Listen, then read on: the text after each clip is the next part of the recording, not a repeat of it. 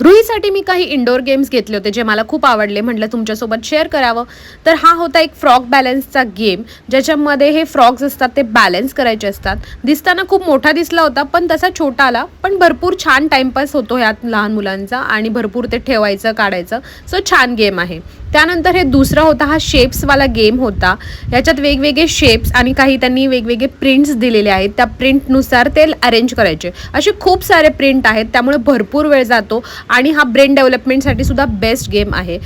Third मी हा छोटासा एक मॅग्नेटवाला घेतला होता, जो की ट्रॅव्हलमध्ये पण नेऊ शकतो. छोटासा आहे म्हणून मी खरं तर घेतलेला.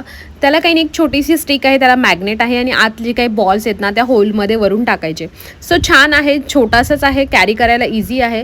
सो लहान मुलांच्या टाईमपाससाठी बेस्ट गेम आहे. आणि नेक्स्ट माझा हा फेवरेट गेम आहे, जो मी आधी पण सांगितलेला आहे. याच्यात 2 प्लेअर आणि 4 प्लेअर असे 2 ऑप्शन्स असतात. मी 2 प्लेअर घेतलेला, जे आपल्याला पण छान त्यांच्यासोबत बसून खेळता येतं. खूप मस्त गेम आहेत. फ्रॉक्स ते बॉल खातात वगैरे, परत परत खेळता येतो आणि भरपूर वेळ छान टाईमपास होतो. सो नक्की हे तुम्ही ट्राय करून बघू शकता.